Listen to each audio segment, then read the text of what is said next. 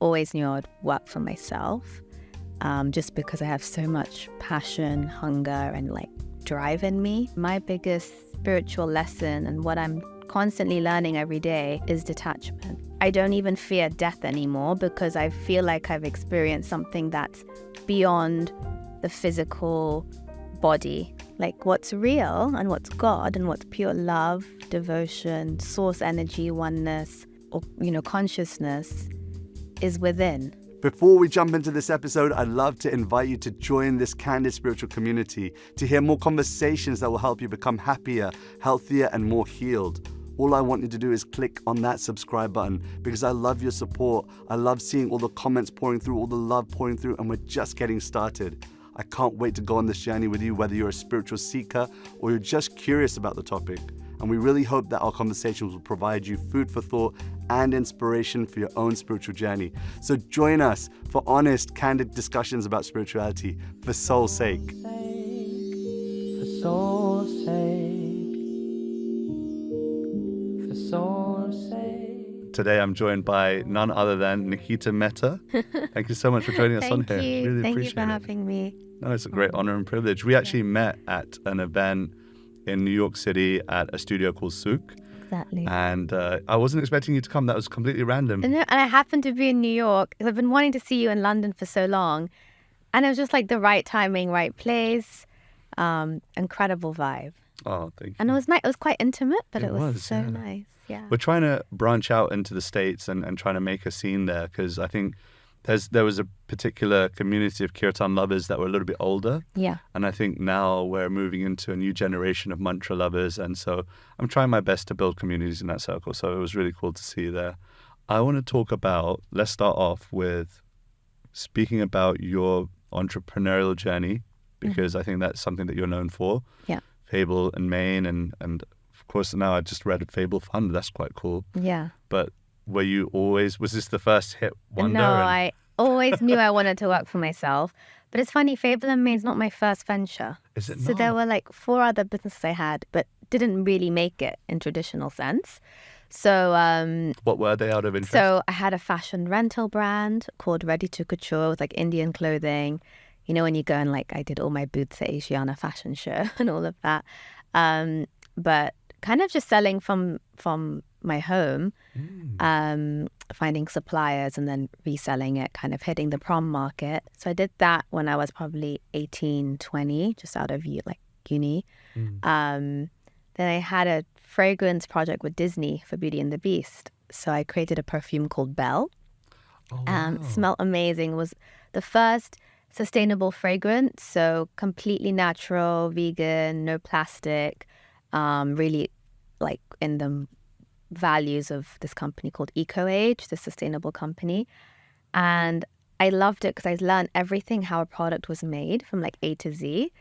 But then the shortfall, because both of those projects didn't make it, but because of that one, I didn't realize when the final good went to the vendor, which was the fragrance shop here in the UK, all of the boxes that had like 20,000 units came broken because the weight of the perfume was too heavy For the box? which was made out of paper because there's no plastic.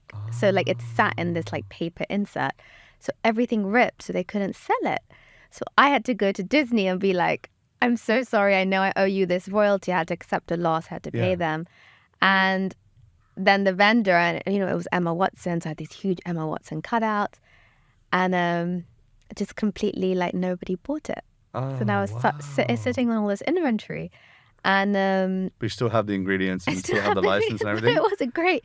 So we worked with them. They were really accommodating. But the fact maybe it's Fable just and Mane fragrances. Fable and Mane fragrances, yeah. So that's what basically my entrepreneurial journey started like 3-4 times, and that's when you learn through your mistakes. And then Fable and Mane was like, okay, we saw an opportunity. I did so much research on Indian hair, specifically beards, because I was working on a beard oil for I feel like we can be friends. for an Indian cricketer at the time.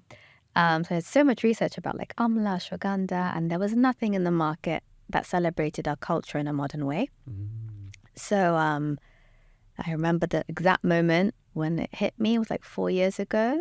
And in that moment, I knew exactly what I wanted it to create, how big it would be, if we ever exit, who it would be sold to, like everything. And it's funny how life works out, because it's like, yeah, everything's happening now. Wow. Yeah.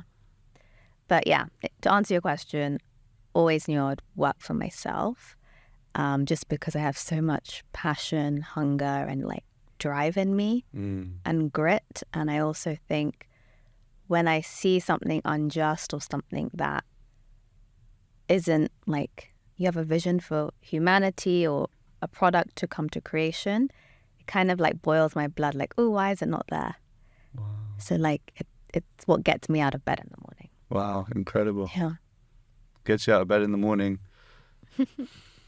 I mean, it's always interesting to hear people's purpose in the world, and I think that what's really incredible about your journey so far is that you've maybe been able to swallow the quote unquote non-success, and being able to go, okay, well, let me just move forward. I think that's one of the ingredients of very successful people, like people that I have met in both the spiritual circles and also outside in the material circles, in one sense, that they are they're able to bounce back, this ability to not see everything as, oh, it's all or nothing. That, okay, fine, that didn't work, fine, let's move on to the next thing. Exactly. There's no fear. No fear. Yeah. The periods in between those projects, did you have like a year, 2 years or anything like that? Or was it, no, okay, that's done, that didn't work, immediately on to the next thing? I was also working with my father, so he's in fragrance. So he's kind of been my mentor in beauty. Incredible. Per se. So he's been 30 years in the fragrance industry. So I definitely learned a lot from him in terms of like storytelling, like the poetry when you buy a perfume, right? The packaging and the name and the visuals. And I wanted to bring that into hair care, which is quite boring. Like if you ask anyone, what do they use? Like, oh, I think it's like Head and Shoulders. No offense to Head and Shoulders, but well, they're not really thinking. The poetry isn't there. Yeah, and storytelling is what, stories is how we communicated since way before we had even language, right? That's how wisdom was passed down through generations. And it's stories that ultimately why a consumer buys your product is the why, right? It's not The how. story. Yeah. Because you can't exactly test a product by seeing the advertising. You have to. There has to be a story. It has to be authentic. Right. Because people can see right through. So this is not something I made up. It was my own journey with my own hair loss, with my own grandma, Nani, coming from India, telling us the fables of the forest, all the Indian stories. I love that, Fables of the Forest. So that was really the emotional connection. I think that's why even today, like, I haven't met anyone who said I don't like the branding or the packaging. It's fantastic. It's like brings a smile to people's face. Yeah. So yeah. I value your journey in entrepreneurship, but this is a podcast about spirituality and getting into the deep stuff. And I know you're also interested in the metaphysical and the spiritual.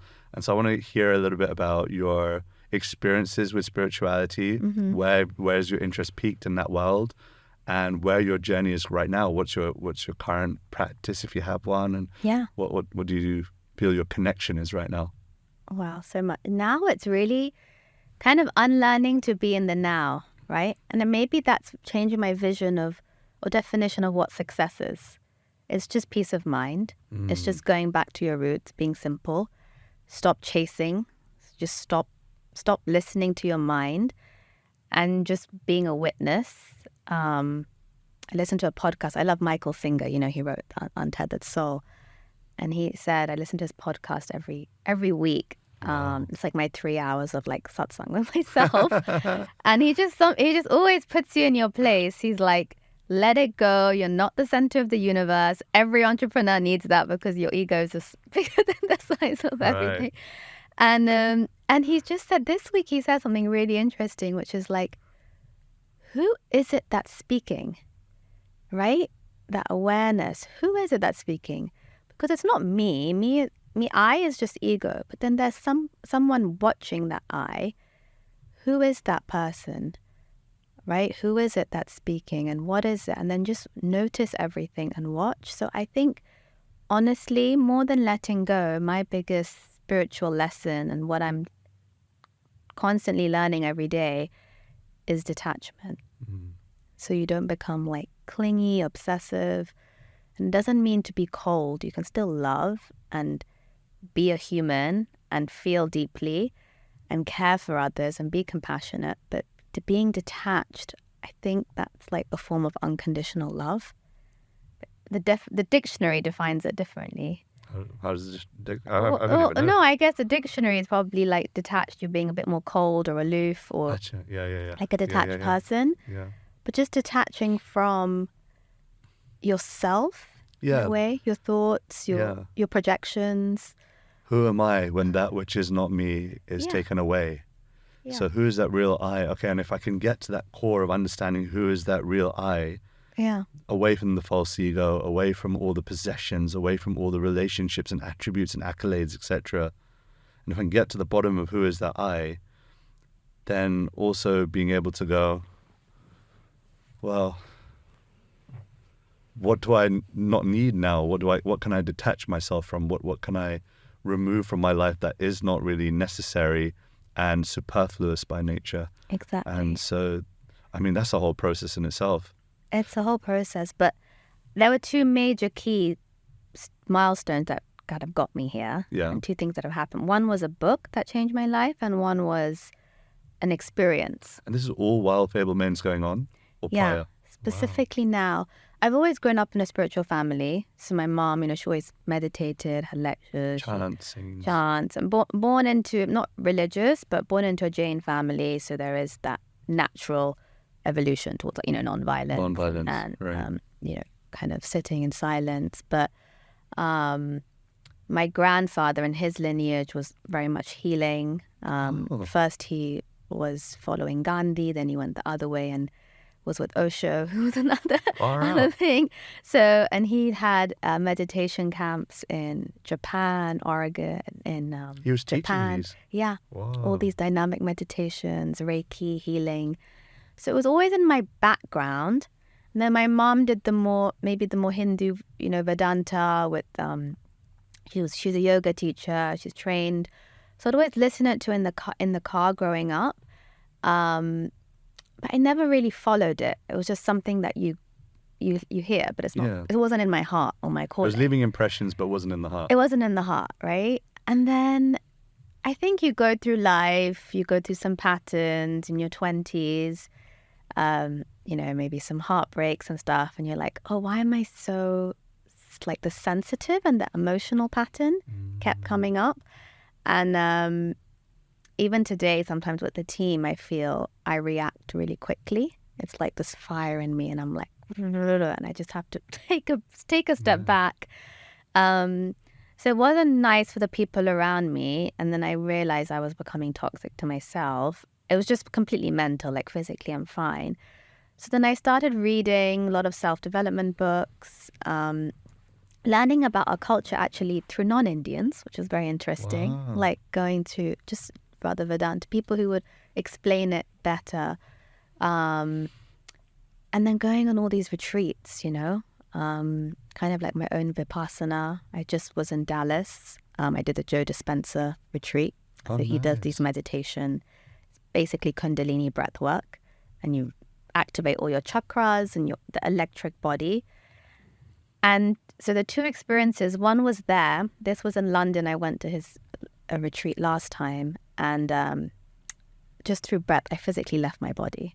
Like, Whoa. I was sitting here and I could see, my soul could see myself. And in that moment, because you activate through your breath, your pineal gland, which is like also the same molecules that you get from like DMT or drugs, right? But you can create it through your own breath. I just knew this is all an illusion. Like what's real and what's God and what's pure love, devotion, source energy, oneness, or, consciousness is within. And nothing I can have in this outer world, nothing I can seek, nothing I can do will ever give me that joy. It's like I just tasted like the nectar of it, but imagine if I like drowned myself in it. Wow. And it was like a clear calling, like, whoa. I was like, wow, that's that. I know it now. I've experienced it. You've There's experienced something it. there. And then I wanted to learn more about it and understand it. So I started reading. I read some of the Hindu scriptures. I love the book. I have it with me here, actually. The Akshatvara Gita. I've not heard of that, the Akshatvara. Gita. Incredible. Really? That one book, it's a translation. It's just, completely. It's called The Heart of Awareness. You can get it on Amazon. But that for me was just like, going back to what I said at the beginning, who am I? And it's just awareness. But it's silent, it's beautiful. And now every day it's like date night with myself. I won't leave the house, especially if I'm moody. I will not leave the house until I sit with myself. Yeah. And then you just experience this joy, and then it just comes out to whatever you do, right? I'm in beauty. Someone else might be painting. You're in singing. Like, that's just the output, but it comes from within. But so many people, and this is what I'm noticing now, because I've literally just realized this probably in the past 6 months. We're all just chasing, especially in business. It's never enough. Always want more. And then you look at the planet, what's happening in the world right now with the war and everything, and it's just,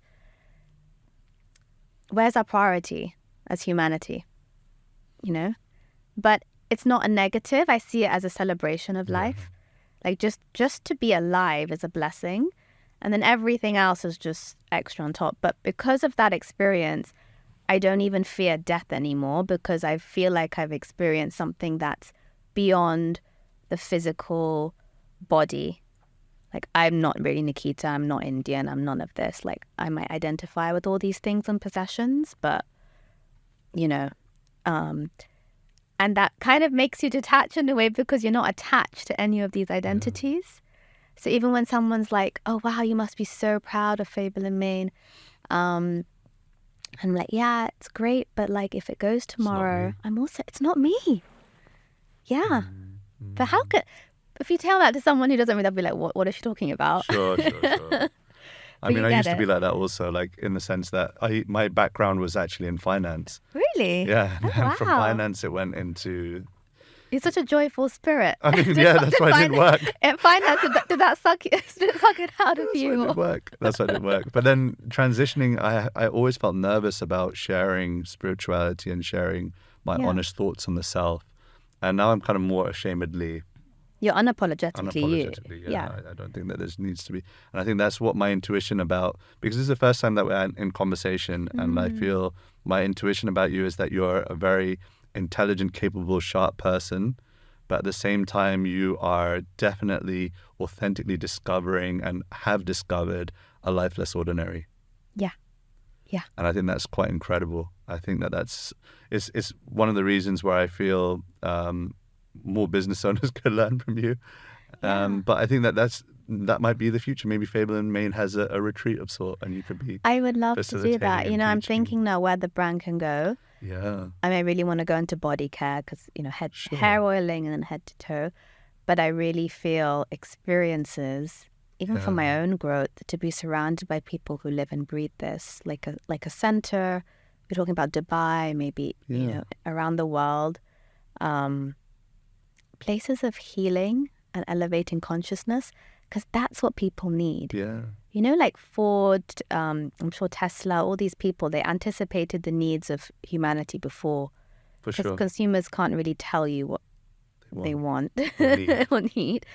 So it's just a gut feeling, and I'm just surrounded by also like the Gen Z millennials, even in my team. And I know it's not more about mental health, it's just about finding that place within, because then no one can manipulate you. Yeah. The governments can't control you. You don't really care what people think. Still, people care a lot, right? Am I accepted? Am I not?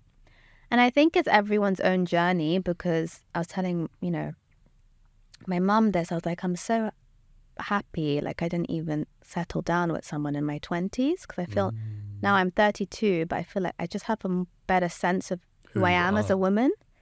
Like, I'm stronger. That makes sense. And self-love, but not self-love like anyone can preach, right? But actual self-acceptance, like being happy with your insecurities, everything, but loving it. That comes in like the late 20s. That comes, right, in the late 20s. So I think sometimes Well, for me, everyone anyway. wants everything so quickly because of this whole like social media age, but it's like, I want it now. I want to know. Yeah. So yeah, but it's good. How did you get into your, like, do you have a favorite song? Or how Yeah. did- Wow. yeah. I'm curious. Yeah, for me, the mantra that rings true is the Hare Krishna mantra. Yeah. It was, not expected in any way. It wasn't part of my life trajectory. In fact, we're the same age. Oh, yeah. Yeah. Oh, amazing. And When's your birthday? February the 5th. Ah, Aquarius. You're also. I'm a Leo. Oh, okay. That's the opposite. I'm My married brother, to a Leo. my brother's an Aquarian, so you know the dynamic. Yeah. Yeah, I mean, it wasn't in my plan, but in one sense, I feel that experience that you had about becoming more aware and conscious of the heart space, the Yeah. consciousness being the essence, that has come through chanting. Yeah. Like, I never expected it. If I'm honest, everyone that knows me knows the story. I came to my first chanting session courtesy of a mutual friend Okay. that we both know. Yeah. And he told me, come and sit in the kirtan. I was like, no, this is weird. There's just, it was dominated by women, and singing and dancing was just like, that's reserved for the club. Yeah. Not for spiritual spaces.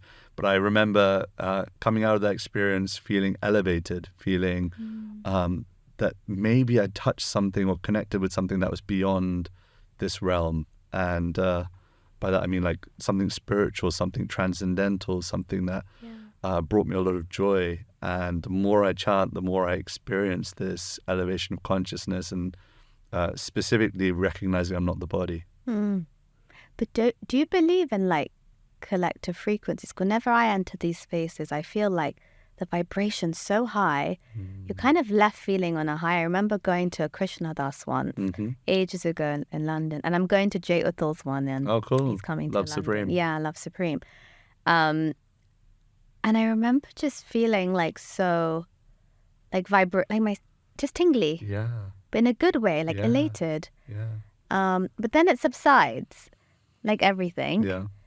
But is it just something, is it collective energy, or is it from your own? Yeah, probably both, I'd say. Yeah. Because like the most powerful kirtans that I've ever sat in are in the ones where the person facilitating the space or the collective that are, trying to present and facilitate kirtan have a really powerful personal practice and live by what they preach and live by what they speak. And so that's a big part of me. Like the kind of, what's it called? The imposter syndrome of feeling, I don't really have that much to give. I think that's part of me. It's in there. But knowing that the most powerful kirtans definitely have been where the facilitator is definitely deeply connected, and then is able to facilitate that space that the rest of the collective, also the rest of the community can also do that. Yeah. And I think that goes beyond the kirtan scene as well. Like even in business, I can imagine. Like you have to live by what you speak. In one sense, people will judge your brand based on your what you say, but then also they see your tribe as well. Yeah. They see, okay, what's the collective look like? Do they also buy into the same values? And I think all companies have that, right? Like they try and set some values, set some moral codes, or set some ethical codes by which they wish the company to be known. Yeah. And people will buy into that based on how much the people the employees or the people that work at that company also buy into that value. A brand's a living thing. A brand's right? living thing. It's constantly evolving. It's got its own personality.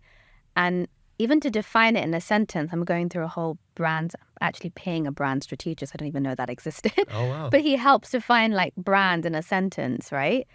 And like your codes and your values to make it timeless. I mean, I get why brands, even like luxury brands, people see the perceived value because you want security and you don't want that to change, right? So they identify themselves with the brand as a consumer. So it's like, I'm buying Fable Mane because it does oil, but tomorrow if I make a Fable Mane, I don't know, something completely irrelevant, people will be like, chewing gum, like, what? That is not why I buy them. Like, oh, they're different now. Let me go find another brand, right? So you have a responsibility, even though me and my brother, we're guardians of the brand and we'll give everything we can. We definitely have another 3 to 5 years in us, but there might be a point where we can't scale it. And then it might be better in other hands. Or we definitely have our own. You mentioned the fund. Similar, this is really my brother's vision, and I fully support it. He wants to create a Patagonia story where when we sell the company, the funds will go from the sale into the charity. Wow. Because we have enough, we've been blessed and enough for life, and that will help the planet's animals and wildlife and nature really to live in harmony. So that's kind of the overall mission. So it's kind of like our seva, right? It's not... We need to be friends. Yeah. We are friends. Yeah. I feel like I want to just go along with the ride with you guys. Yeah. Incredible. And it's fun. And I think when you have those intentions, those seeds, more and more comes to you. Definitely. I agree. Just abundance. Even that day when we met in New York, 'cause I really wanted to come and see you for so long, and it just never worked out. And I'm like, this is amazing. And I saw in your stories, I went. And I remember listening to Janvi an hour before, and I'm like, I'd love to meet her. And then you didn't know she was coming? Did no idea. Oh, cool. And then you mentioned it, and then she came and sat next to me, and I'm like, what is this universe? Yeah. But you meet the like-minded people. Even some of my Cole Shaw, she's an amazing human, and her husband Vex King, also really spiritual. So I feel, but I only met them once. You have to get them on the podcast. Yeah, that would be cool. Cole Shaw and Vex, if you're listening. Yes. Join us. No, but just amazing humans who are on the same path. And I feel that really happens once you're also a seeker of truth. Yeah. There's something powerful coming from specifically this generation of, I guess, the 90s kids and early 2000s, that generation, especially from London. There's this huge burst of a lot of us kind of finding our feet in what we feel is our svadharma, our world purpose, what we're going to do here to contribute. And then also being conscious about what's the greater plan, what's our sanatan dharma, what's our eternal duty as well. And I think that collective of this generation, I think that there's something special possible. Yeah.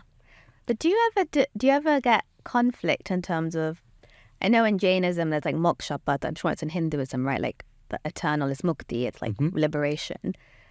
There's this perception, or especially in the past, you have to be alone, be a monk or go in the Himalayas ascetic lifestyle.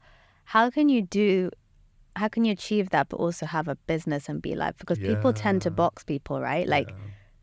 Oh no, she's just business and money. Sure. And then it's actually, I found you can be spiritual and still have an ego, and you can be with money and have, right? Definitely. You can say, oh no, I meditate, I'm better than you, I don't need nice things, but who's going to believe it? Who's going to, yeah. And it's it's a journey you have to do alone.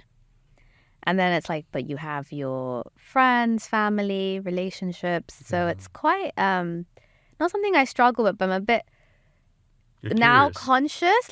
Every decision I make, I have to travel. So this month I've been on 6 flights. Sure. I'm going on another 2 next week. And I'm is everything adding value? I'm just more conscious of my decisions. Wow. What is this bringing to me? Just going for a dinner to meet 20 people in LA. What is that going to do for my soul? Yeah. Well, just that you asked the question and that you have a desire to find out about it shows a sincerity of purpose. And I think that's number one, that you need to desire it first and foremost. A lot of people that are just saying these kind of things, but not even conscious about their actions and what they're doing. So that's first and foremost, I applaud you on that. But I think that it really comes down to having some sort of spiritual practice, whatever it might be, and holding true to that. A sadhana is really important.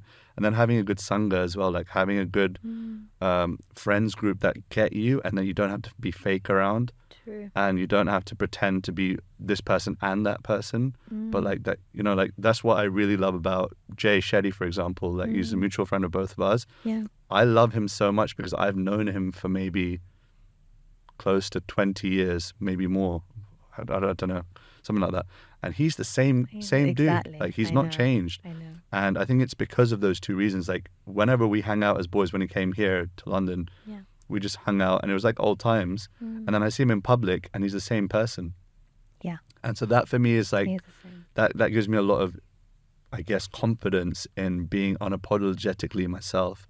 And he's grounded, Yeah. right? And values. But that also comes, I'm sure he has his practice. You obviously have yours too, but Same practice. it's hard to, in different time, like your body gets tired. You're right. Maybe I need to have something, because sometimes I'm just like, where am I in the world? I want to read you a poem. You know. You just brought Yeah. it to mind. Let's see if I can find it. What's your tattoo mean? This way. Which one do you want to know? Or both? Well, I guess it's Sanskrit This one is in Bengali, or Bengali. and I'll show it to the camera if they can see it. It says Harir Nam Eva Kevalam, which means go Power Rangers. I'm joking. It says For 1 second, I was like, wait, is he? yeah, I saw you calculating it. I wanted to see your face. Harir Nam Eva Kevalam means the holy name, Harir Nam, the holy name, Eva Kevalam is all and everything.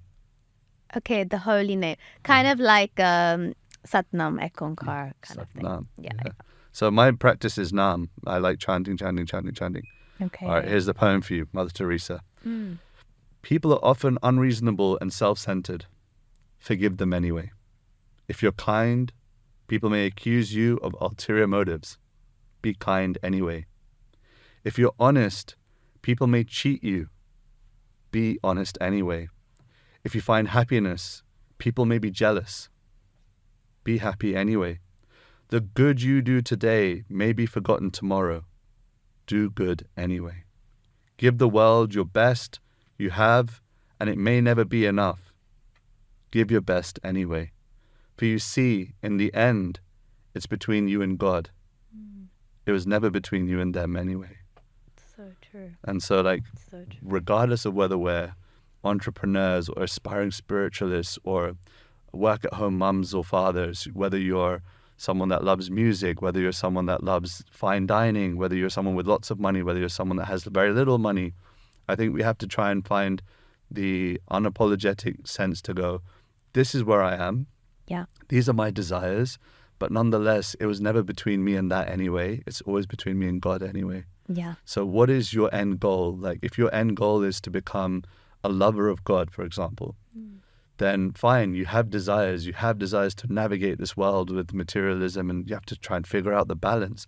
But at the same time, try and always keep one foot on that boat and go, okay, that's where I want to go. That's where I want my life to go. And if I Yeah. have to take, like, for example, when you came to that Kirtan and Suk, that kind of inspired me to go, wow, she must be a spiritual person. Like that. Yeah. And like, you didn't come with any press. You didn't come with anyone taking pictures of you. You didn't come, you came because you wanted a soul experience. Yeah, of course. And I think that having that one foot in that boat, regardless of where your Yeah. life goes, and You just need to, exactly. just always remember that foot has to be there. True. So in every trip you go on, you just, like, for me, even if I go on a holiday, my team knows I'd never go on holiday. But if I go on a holiday and I take my family with me, Yeah. then I'll always keep 1 day, 2 days, 5 days apart to say, this is my time to serve, this is my time to share, this is my time to absorb as well. You just need to know where your point B is. know where your point B is, your North Star. You're not, yeah. You know, if that is clear, your desire is clear for that North Star, then the practice, even if you don't do it at a regulated time, like, I know Yeah. what it means, like, to travel. Yeah. And so, yeah, it's ridiculous. Like, you would just be in different time zones in the same week, and you're completely And what you're mashed up. eating, my whole gut, I've got like IBS right now. I'm Oh, just Lord. like, gosh, all of this. But then it's just the mind, battle between the mind and the heart. Like Definitely. I'm noticing now my mind's so limited because it just gravitates towards your personal preferences. Yeah, People yeah. who are like you, this, that. But actually, the soul is like so expansive, Yeah, it's beyond. limitless, it's beyond. But Not the that body. it's like I wish they taught this in school. Yeah, straight up. I wish they taught us about emotions or like thoughts.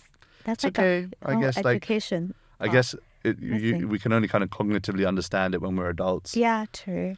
But yeah, I love it. I think every day it's like it makes life more fun and you take things less seriously, which also in business is a bit, because you got to make some decisions a lot. When you're in the boardroom, be the shark. Be the shark, yeah. When you're out the boardroom, remember to be the lotus. Exactly. That describes me. I'm a shark and a lotus. I have that. I have the. Maybe it's a tattoo words. idea. Don't get a Yeah. tattoo. Don't. You'll regret it really when you're want older. Incredible. No, but I think it's yeah, it's just these roles that we play, right? These are roles we play. That's Yeah. what Shakespeare said. What was it? The world's a stage and we're just players. Yeah. And then we go. Yeah. Yeah. I can't remember who it was. Was it Aristotle or Plato? I can't remember. I can't remember. Or the cave. The cave is Plato's one cave. thing, but I was thinking, oh yeah, the cave of the different shadows and Yeah, the clay, he couldn't see. He thought his life was just the cave. And then when he saw the light, he stepped Right. into the light and was like, this is not the world of forms. the world of forms. Something like that. Yeah. I studied it. Here we go. Someone's going to correct us in the comment section. Yeah. We're ready to receive it. Go on, give it to us. It is what it is. But yeah, I guess it's nice to know that there are people out there that are treading that line, I guess. Because Exactly. you know what? I don't think everyone can do it. To have affluence and to have success materially and then also have your North Star somewhat there and you know, more and more so there. I think there's very few people that can do it. And I guess kudos to you. Well done.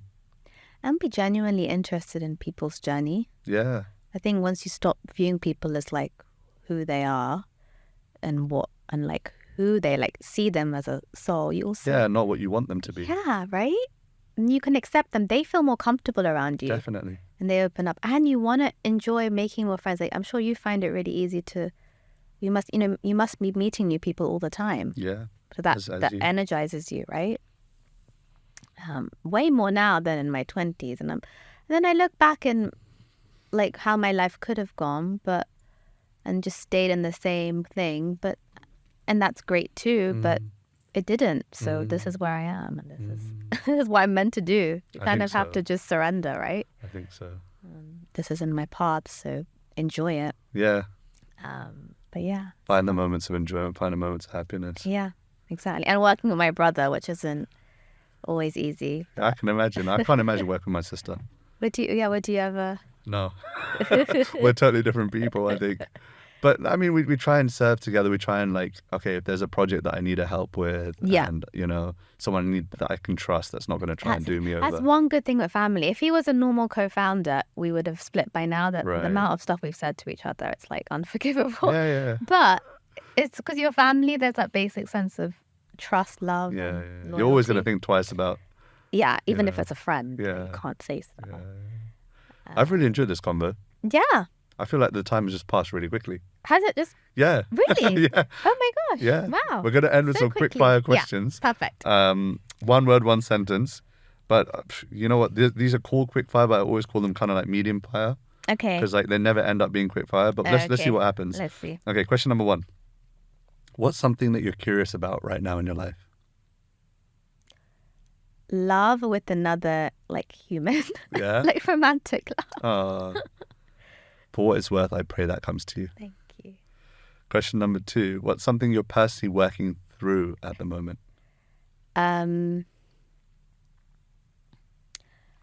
Just I know it's silly, but how to let go of like what will happen tomorrow. Like, you know, that attachment to the outcome. Just it's okay. Let Very it go. conscious answer. Yeah. Just how to not even let go, just how to be okay, Be okay with with things being not okay. Wow. That comes from the I want to control everything. Right. Right. Yeah. Yeah, it's one of the lessons I got very early on in my relationship with my spiritual teacher. Yeah. Because I'm someone that, this sounds really puffed up, but I feel like I'm capable. Yeah. Like I know what I want to do and how to do it in one sense. And I feel like God's gifted me with the ability to share what I love in a relevant, accessible way. But then at the same time, let go of the controllership Yes. and recognize that you can only bring people to like the horse to the water. You can't make the horse drink it. You can't. And that's too much pressure on yourself. Yeah, exactly. Otherwise, you all just feel like a failure. Always. Yeah, Yeah. incredible. Okay, number 3. This is really good. I'm really enjoying this medium fire round. In short, question number 3. In short, what legacy would you like to leave behind in this world? Leave the world a bit more fragrant, more joyful, and just celebration. A dance. Like the dance of Shakti, the dance of life, the dance of the universe. Just make people dance because people are more joyous and more in the moment. Wow. That's it.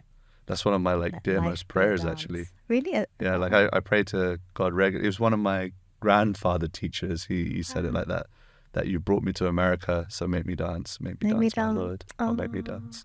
I love that. Yeah, come dance. And Hafiz says that as well. Hafiz, amazing. Hafiz and Rumi. Oh, it's on my phone already. I'm going to read it. Here we go. Yes. Where is it? I just found it.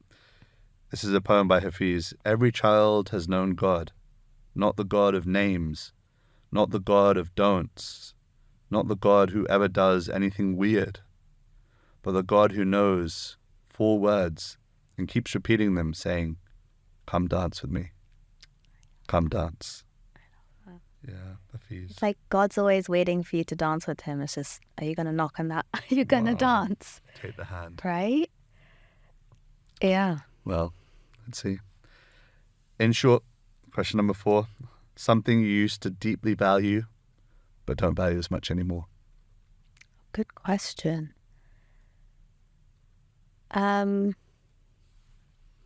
Kind of like a reverse question. I used to be so adamant, or like, what's the word when you don't budge? Like stubborn in my view that I didn't want to get married or have kids. Like just very like, oh, I don't need a man. Like, but not even that way. I just didn't feel this need to become a mother. Right. Really recently, now that I've been starting my, I don't know if it's my meditation or what, Yeah. I'm feeling very motherly. Wow. And I'm just like, maybe there's the soul that needs to time. come to me in a time, and it's okay to be married. It's not like you have to lose yourself or your freedom, and there are men who can accept you for who you are. Not that my parents have an amazing marriage, but I didn't want that traditional, Sure. what the previous generation had. And yeah, maybe I want a kid, and that's okay. It's okay to change your mind. But it's like me even saying this, I'm like, oh yeah, I had a really strong meditation. There's this young girl or whoever, it's a child that wants to come through, and I'm like, oh, this is something. It must be my time. Yeah. And it's funny when that happens. You also meet the right people, and it's like, but if you asked me a year ago or 2 years, I'd be like, never happening. And now I'm like, oh, I'm feeling all broody. Oh, you don't want to hang out with my kids. They are the cutest thing in the Oh, world. I can imagine. Okay, you got to hang out with them. I will. We'll do something together. So yeah. Yes, I guess the answer is that just not stop being like so set in your Yeah. ways. Like this is how life should Letting be. go of the stubbornness and set ways Yeah. of how we think life will happen. Exactly. Yeah, I appreciate that. And last one, question number 5. If you could create one law that everyone has to follow, what would it be? Ooh. I've had this one on your past. One law that everyone has to follow. Mm-hmm.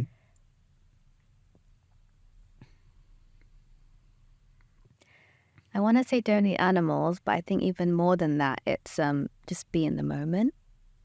You could have both. You can have both, but if you're in the moment, I just don't think you can worry so much. You can't think of the past or future. Most of the wars today and sufferings because of past or future concern. If you're in the moment, you're happy. Yeah. You're not fighting. It always bamboozles me that people don't see each other as people on the other side of the bullet. Yeah, I'm just like, they don't. we've lost the sense of this is a human being that, I know. and so It's because they're frightens so caught up in their identity, absorbed. Yeah, right? yeah. Which is really just from history, whether it's culture, religion. But if you're in the moment, Yeah. you're in the moment, Yeah. right? But not many. Yes, I wish. Even if it was like one moment, all of humanity wasn't it? Wow, Present. our climate would heal. Oh yeah. I think that's the worst thing we're doing to our climate right now, to Mother Earth. I mean, I don't even know how many years, right? It's finite. So, but yeah, that's what I would say. Wow. I'm backing that if I ever become PM. Yeah, please. tell Rishi. Yeah. Or if you ever become PM, one of the two. No. We'll work it out between ourselves. We'll create a new conscious government. I'm into it. I think it's on its way. Maybe it might not be in our lifetimes, but something's Yeah. happening. Well, I think the old is crumbling. Yeah, I think so. I'm back in the 90s gen. Let's do something. Come on, you 90s generation. As long as Trump's not back in Oh, power. Let's start another podcast with that Yeah. topic like that. Thank you all so much for joining me. I really appreciate your time. I hope that there was something in this conversation that was of value. I want to appreciate Niki for your presence here, but also like I really value his thing that just from our first interaction that I really like about you is that you're fiercely intelligent, but at the same time you're like that lotus. It's very soft and very conscious, I think, very open and very willing to accept who you are for who you are. Yeah. And I think that's very refreshing in a business. Femininity is your strength. Yeah. Your vulnerability. You don't have to be like so. You can be quietly confident. But you don't have to be so like loud. But it's funny because all my friends describe me as Lotus Niki. So you picked up on that. Wow. Yeah. I'll take it. Yeah. Thank you so much. Really appreciate Thank it. you. See you guys on the next episode of For Soul's Sake. Bye. If you love this episode, you'll love my interview with Mimi Icon on mindfulness to manifestation. Check it out.